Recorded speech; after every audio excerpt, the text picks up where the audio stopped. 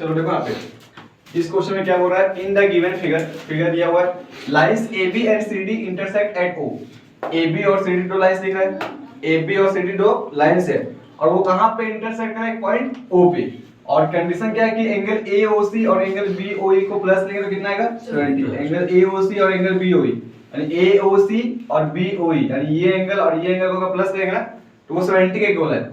और B O D वो 40 है, बी ओ डी यानी कि ये जो एंगल है वो 40 है। तो हम लोग को फाइंड करना है एंगल बी ओ ई, बी ओ ई यानी कि ये एंगल हम लोग को फाइंड करना है। और रिफ्लेक्स एंगल करना हम लोग को किसका, सी ओ ई का, सी ओ ई का इसका जो है वो हम लोग को रिफ्लेक्स एंगल भी फाइंड करना है, ठीक है। तो चलो दिमाग लगाते करना क्या है। पहला बात देखो हम लोग क्या कि A O B is a straight line, ठीक है। A O B is a straight line, ठीक है। ए ओ बी जो एक स्ट्रेट लाइन है, और हम लोग पता क्या कि स्ट्रेट लाइन में जितना भी एंगल्स बनता है वो कितना होता है 180। पर एंगल ए ओ सी ध्यान रहे यहाँ पे, बता angle A O C plus C O ई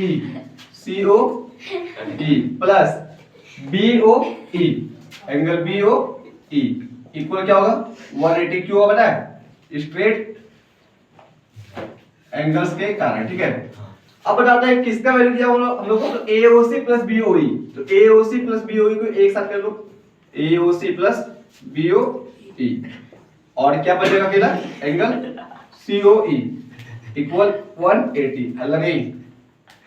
अब बता AOC और BOE का वैल्यू कितना है, नहीं बोलता है 70। यहाँ पे क्या लिखेगा 70 प्लस एंगल COE इक्वल 180। बता यहाँ से एंगल COE इक्वल कितना आ गया 180, और ये प्लस बिठा के माइनस में, यानी कि एंगल COE जो आ गया वो 110। सही है। हम लोग को एंगल COE ये निकल रहा है, हम लोग को निकालना है रिफ्लेक्स एंगल COE। तो हम लोग को रिफ्लेक्स एंगल COE क्या होगा, रिफ्लेक्स एंगल COE क्या होगा पता है क्या होता है, रिफ्लेक्स ये लोग 360 में माइनस करते हैं, पता है 360 में माइनस करते हैं। तो 360 डिग्री माइनस एंगल COE, तो 360 माइनस COE कितना था 110, यानी कि ये कितना हो जाएगा 250 डिग्री है ना। Reflex COE 250। अब निकालना हम लोग एक और एंगल क्या था BOE, BOE। अब देखो ध्यान से कि CD is a straight line. Now CD is a straight line, CD जो है वो एक स्ट्रेट लाइन है। तो ना CD पे एक एंगल, दो एंगल, तीन एंगल, ये तीनों एंगल मिला के कितना होगा 180 होगा। यानी कि angle COE plus BOE plus क्या BOD, angle BOD equal 180 cube straight angles, ठीक है। अब बताओ यहाँ पे आपको COE का वैल्यू क्या है, COE का वैल्यू क्या है 110, यहाँ 110।